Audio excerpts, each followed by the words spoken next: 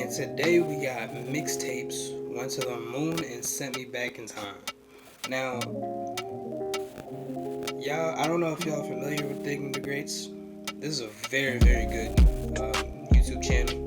It just has to do with like a lot of music in general. And just diving into it kind of is like think of it as a history lesson. So you remember in high school or middle school when you had to watch like Hank Green or I forget the title of the videos, but it's those type of videos, but like in a music format, kind of. But it's more of like a funky, urban, like bro knows what he's talking about. Not saying that they didn't, but like you can tell like bro's very knowledgeable of what he's talking about, and he's into music, and that's the beauty of it. So I like watching this channel. It's a very good channel. You should check it out. Yeah, we just gonna get straight into it. Enough talking. We're just gonna get straight into it.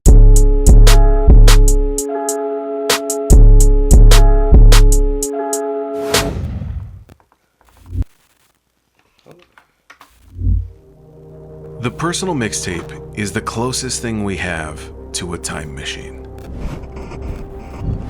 It's not just a playlist of songs on a tape.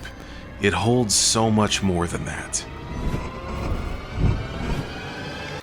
Now, I did watch the first 2 episodes before this one. You should definitely watch those before you watch this one. Don't watch this one.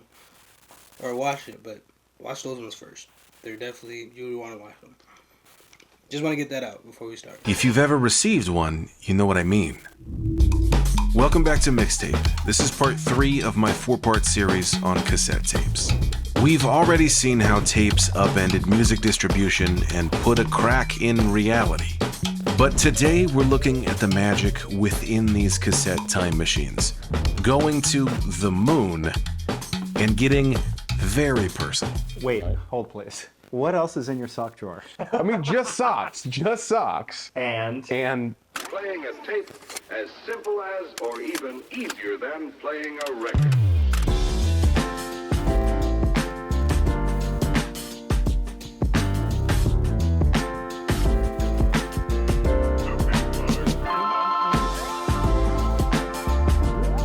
That is loud.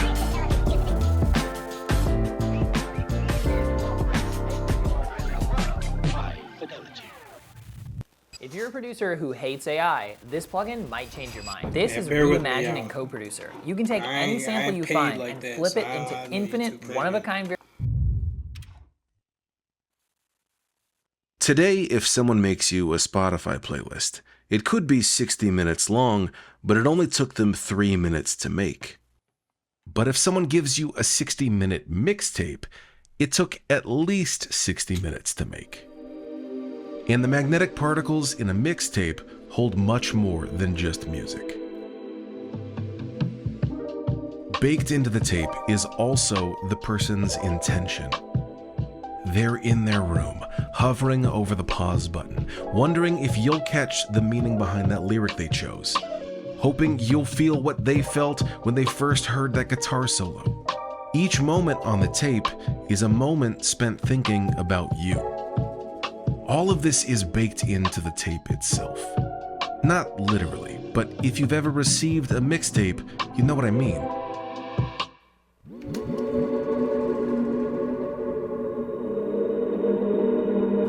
That looks kind of crazy. I'll be real, and I know this is like the 3rd, 4th time I'm pausing. I'll be real, I never used a mixtape. Not that I think of. I remember we had like the cassette players or whatnot, and we had like a whole bunch of old mixtapes. I just never, like, for what? By the time we had them, I was like, what, 6 years old? What am I using a cassette for?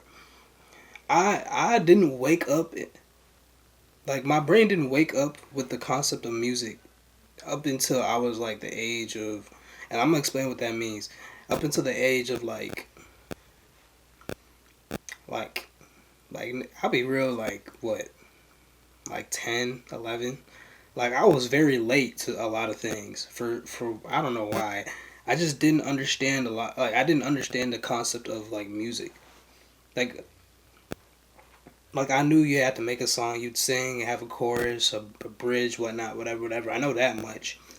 But I mean, like, I didn't know that people made albums. I didn't know that people had like I didn't know what a record deal was. I didn't know that people had to go to, like towards like record companies and stuff. I didn't know. I had no idea. Which I guess that makes sense for like a 10-year-old. But like, yeah, bro. Like I didn't even know who. I had no. My first. I'll tell you what. When I was in, I want to say the sixth grade. The sixth grade. So I think I was like what. And I'm yapping right now. I know we're gonna finish this video. I know. Just let me get this yap off. When I was in the sixth grade, that was like the first time that like I realized that like there was genres. So like that's the first time I listened to like rap music. That's the first time I listened to J. Cole. And J. Cole was like the first rapper, like the first artist that I really, really got into. So it was just weird. Like before then I was just like I'd heard music and I'd just be like, oh that's a nice song. I had no idea who sung or what. Like I had no idea of nothing. So it's crazy. Just crazy. To even think like people had like mixtapes and cassette tapes and all that is crazy.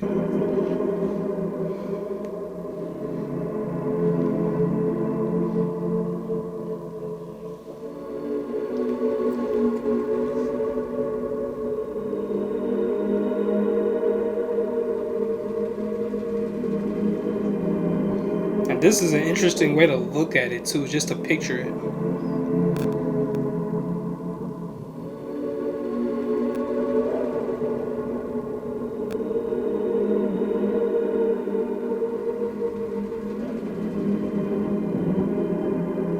I have two stories for you today. One about connection on the largest scale, and one on the smallest.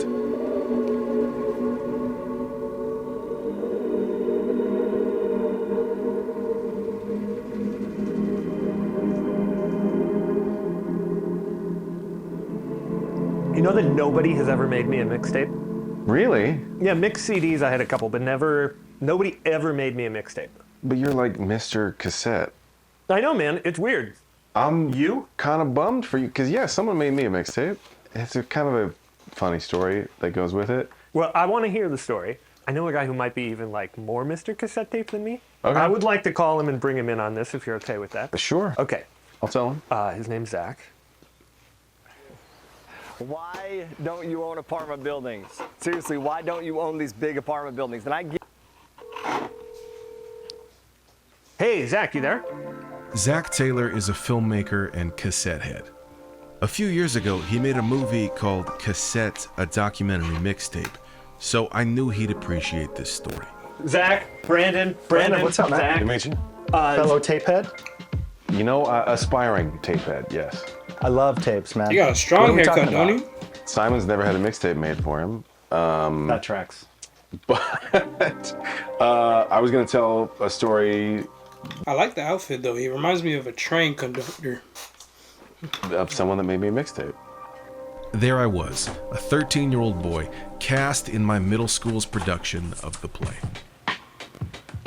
I was playing the lead character, Robin Hood, in a comedic take on the classic tale. I was nervous not only because I was the lead, but because I was 13 and I had to wear tights. Oh nah. Fortunately, several friends were in the production with me. Matt was the sheriff of Nottingham. Megan was the props manager. What made me most nervous, though, was the fact that at the end of the play, Maid Marian and Robin Hood are supposed to kiss. And I, at 13, had never kissed anyone. And you're in tights, so you might get a little... It's dangerous. It's dangerous. After Dang, you know what? I didn't even think of that. He's in tights. And you're asking this boy to kiss a girl? Shit, Lord knows what could happen. You know what I'm saying? I didn't even think of that. rehearsal one day, Megan, the prop girl, comes up to me and says, "Hey, I made you this tape of songs. Take a listen. That's some of my favorite stuff. I think you'll like it." I'm like, "Okay, cool, great, thanks." I take it, throw it in my backpack. The next day, we have rehearsal, and Megan comes up to me and she says, "Hey, have you listened to the tape yet?" I'm like, "No, I haven't had a chance to listen to your tape yet." Like, The next day. I'll get to it. Yeah, At the final dress rehearsal, I was feeling good. I Damn, had this was in 2002. No, my I'm lines memorized, the kiss wasn't Stop weird pausing. anymore. I changed into my tights and the dress rehearsal began. Everything went off without a hitch. It was great. As the closing scene approached, I was still a little nervous, but it wasn't as big of a deal. All I had to Make sure do this battery's was still read the alive. king's decree, kiss Maid Marian, and that was it. So I step up there and I say, the king has decreed the following. And I unroll this scroll, and the scroll says, it was previously blank because I have my lines memorized because I'm a professional. But I unroll it, and it says on it, it's handwritten, and it says, Brandon, I like you. Can't you tell? Love, Megan. P.S. That's what's on the tape. I was so worried about memorizing lines and the big kiss that I had completely missed Megan trying to get my attention with her mixtape.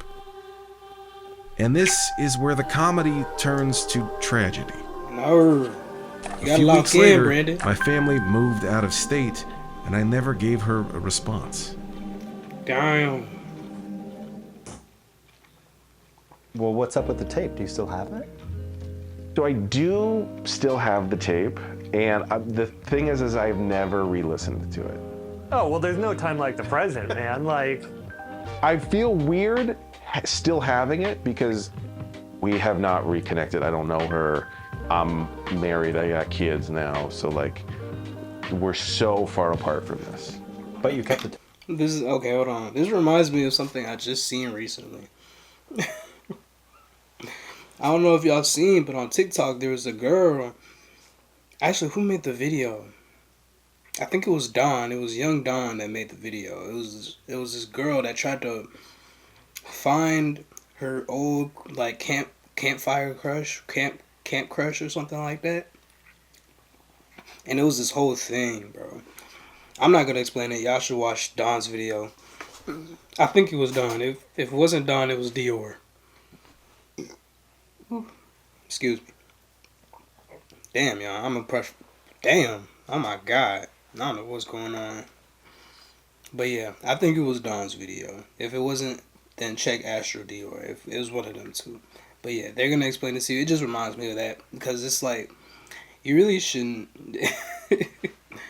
Not saying it's not a big deal, like, but like if he does it, it's not a big deal because he's not gonna pursue anything. Like you say, he has a wife, kids. You know, he has a whole life.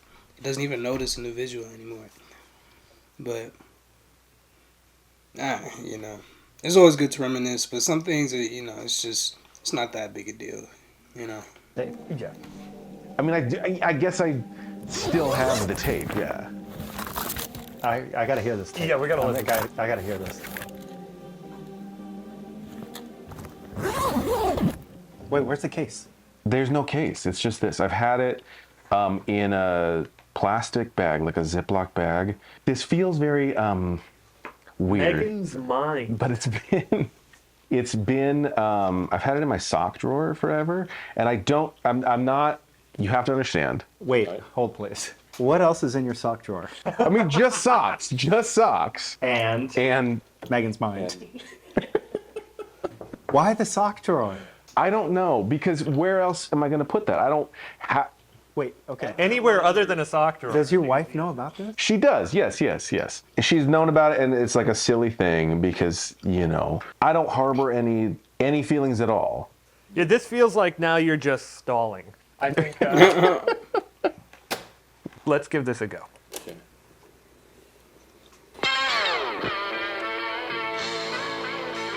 I mean, You got the Friends theme? That's sort of like an interesting first message to send. That it? The Friends theme? It's like, Hey, we're friends. right. It's getting so lonely inside this bed. Nelly Furtado? Oh, Phil Phil Collins. Collins, dude. This is handsome. I thought that was the Avengers theme song. Oh.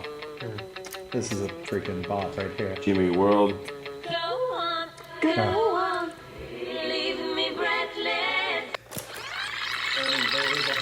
So I assume this is like a mixtape of all her favorite songs at the time that she just gave to bro. Cause these are random songs, like random. Like some not even in the same genre. Bro, I don't even know these songs. So yeah. We're at the end of side A. Boston, higher powers. Where does it say? How am I supposed to interpret "I like you" from this? That's where I'm confused. Cause she said that's what's on the tape. Like P.S. Or she said "I like you, Brandon." P.S. That's what's on the tape. That's what she said. How am I supposed to interpret that listening to a mishmash different songs? On the closing night. Oh wait, hold on. On the closing night. I don't know what she said. Oh, Rewind it. Imagine being able to build an app with your name on it, just by thinking about it. Meet Base 44. Hey, Brandon. I was sort of planning on telling you this on the closing night of the play, but I don't know if I really have the courage to say it to your face. So, here goes. If you hadn't figured it out by now, I just wanted you to know that I like you. A lot. I have tried to be fairly subtle about it. I asked you to teach me to play bass guitar. forgot and about that. whenever you needed 50 cents, I just Never happened. to No, have 50 Brandon. cents. And, in case you were wondering, you owe me $1.50. Oh my god. The rest of the tape has songs on it. And they're some of my favorites. I hope you like it. Okay, yeah, so this makes sense now. This makes sense now. That's cute. That's adorable. That's adorable. And I'm not gonna lie, bro. That's something where you keep that as an archive, and you put that. If he was an artist, he'd put that on a mixtape of his own, or like he put that on a track or something. It'd be the hardest track on that tape, bro. I swear. I swear. That's cute. That's cute.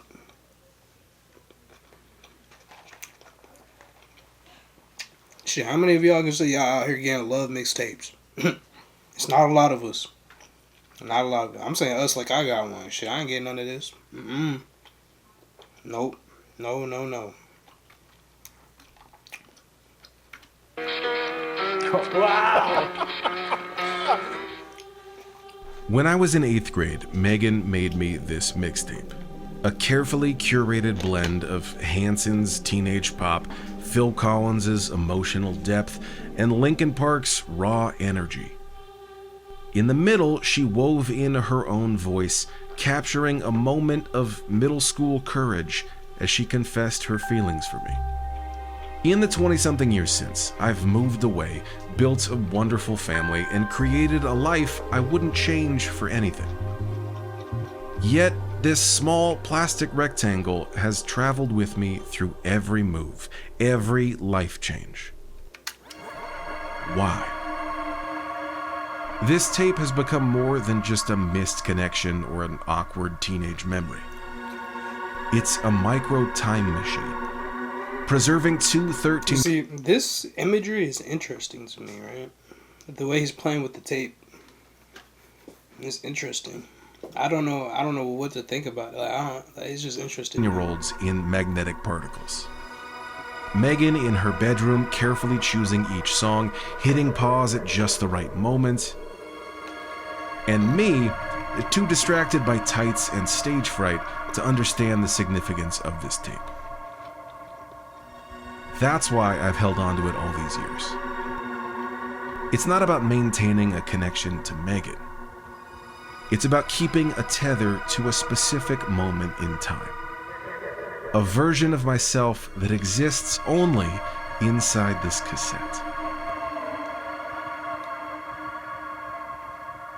Like, it's crazy how the mechanisms of a cassette, like, have the ability to transport you back in time like that.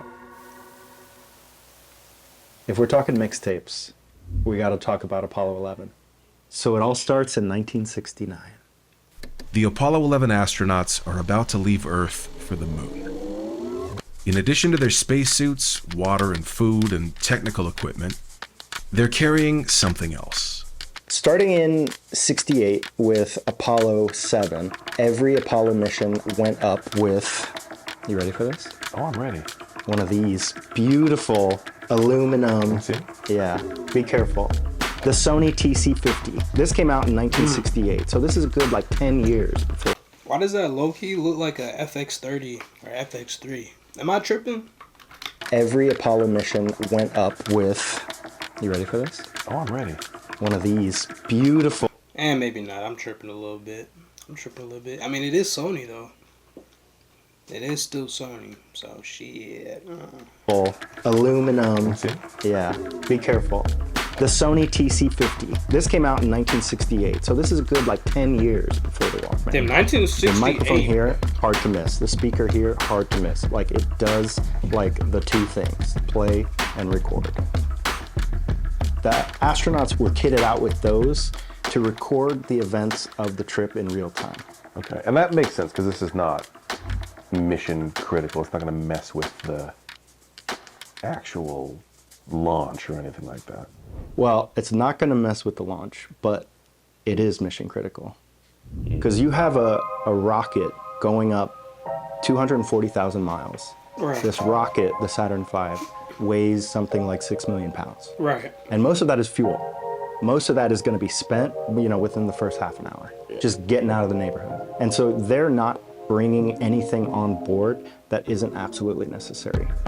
So on July 16th, 1969, these astronauts blast off into space for a 3-day journey to the moon. NASA is in I constant seen an communication astronaut with a with guitar in Apollo 11, space. making Is sure that absolutely everything is necessary? going I smooth. guess it is for sanity. Though the astronauts' TC-50s were meant for documenting their thoughts, they served another vital purpose. This is Apollo Control at 59 hours 9 minutes. Apollo 11 now 182,000 nautical miles from Earth, and the velocity down to 3,072 feet per second.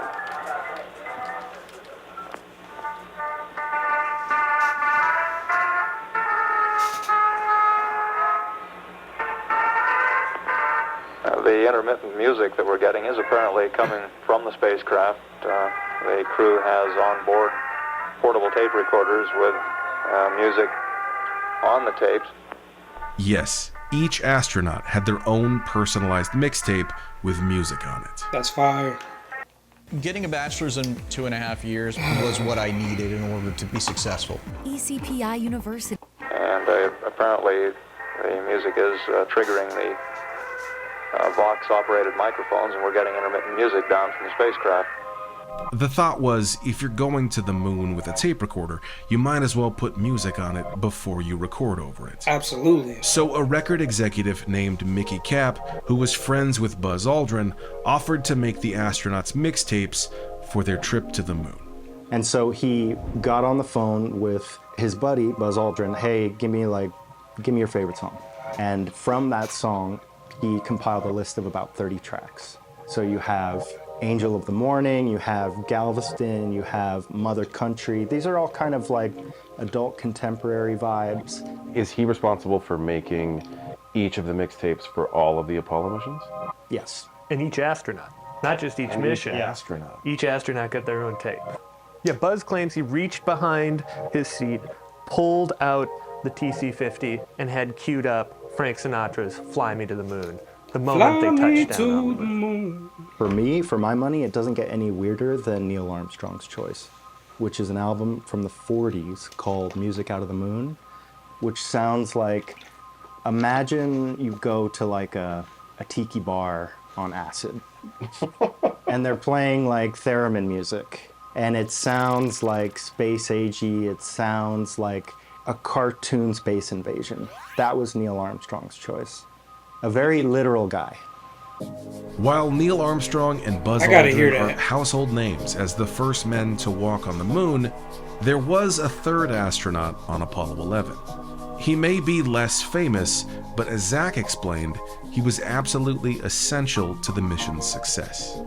Michael Collins is sort of the Ringo of the group. All the cameras are pointed on the guys on the ground, Buzz and Neil, and somebody's got to watch the car. The command module needs to stay in the moon's orbit and just like play the waiting game. I would argue that he had the most important job, getting them there and picking them up and taking them home. Michael Collins' mixtape is lost to history. No one knows what songs were on it or where it ended up. 3 days later, as Apollo 11 reached its destination, Neil Armstrong and Buzz Aldrin board the lunar lander Eagle to descend to the moon's surface. Somewhere on the surface of the moon. But Michael Collins, he stays behind in the command module Columbia, orbiting for 21 and a half hours by himself as he waits to retrieve his fellow astronauts. For half of this time, he would be on the dark side of the moon, completely cut off from Earth's view, sunlight, and radio contact. Damn. Apollo 11, this is Dude, Houston. All your systems. That is scary. That is so scary, dude. That is so scary. You're not even on Earth. You're in space, bro. And you're in complete darkness, utter darkness. So then you really don't even know if you're really just drifting off into the abyss of space. You really don't know. Bro, you no. You had to pay me right, cause there's no way, bro. There's no way. That's two things: being in space and being deep under sea. The two things you never ever gonna catch me at. Never in space, never deep in the sea. I'll be in the shallow zone. You know what I'm saying? The farthest I'm going is the sandbox where there's a bit of elevation. That's it, bro. That's it, bro. There's no shot. And then you're just there alone. Your buddies are or at least touching some sort of ground. You're just there alone, floating in darkness to your own thoughts. And he said, what, 21 hours? Dude, that's a whole day. It's pretty much a whole day. Systems are looking good. Going around the corner. We'll see you on the other side. Over. You see, he didn't even hear over. He didn't even say over back. Yeah, nah, bro. I'd be so cooked. On the dark side of the moon, and Buzz and Neil on the moon. But it's like the entire world is watching Buzz and Neil on the moon. So it's literally the whole world is focused on this one event, and Michael Collins is left out. Michael Collins is alone. He's fighting demons. This may be the last ad you ever see, because with the free ad block extension from Capital One Shopping, you can say goodbye to ads on site. And the worst part of it was he missed the landing. He missed the actual Neil Armstrong coming down, planting his foot. He was on the dark side, and he missed it. And the whole world is watching. Except for one guy. In one of these lonely, hour-long stretches, being totally cut off, he said at one point, if a count were taken, there'd be 3 billion plus 2 on one side of the moon, and 1 and God knows what on the other side. But the hardest part was yet to come. In order to go home, Buzz and Neil needed to launch from the moon's surface at precisely the right moment, so Collins could grab them in the command module. And there was one major complication. The one thing they couldn't test for was the Eagle taking off from the moon's atmosphere. They didn't know if it would have enough juice. Mm-hmm. They didn't know. Yeah, you don't know, bro. The engine would have been rattled, damaged during this undocking and redocking and the whole journey. The challenge of testing it was we had no idea what the lunar surface was like, and so they didn't know if there would just be feet of sediment, and that would somehow inhibit the Eagle from being able to take off again. The expectation from all 3 astronauts was there was about a 50% chance that they would successfully get off the moon and redock. Hey, 50 is but good he's enough. Up there. Alright, so I'm gonna have to cut the video right there. Plain and simple. There was a user error, and I don't know if the battery didn't get exchanged. I don't know what happened with the battery, or if it was just there's something with my setting, but it just cut the video after a certain amount of time. Anyway, yeah, that just happened. I'm sorry, I know it won't happen again, I promise. But yeah, unfortunately we won't have to cut the video there. But yeah, make sure y'all like, subscribe. If y'all enjoy the video, we're gonna have some more coming out soon. And if y'all would just be so kind as to let me know down below what kind of content you would want to see going forward, because I'm really trying to go crazy with this channel. You know, I want to do all kinds of different content, primarily sticking towards music, and might get into a little bit, well, we're gonna see what we get into, but primarily for now we're just gonna stick to the music genre and the reactions. We might do a bit of reactions here and there, so let me know down below. And yeah, I'm signing out.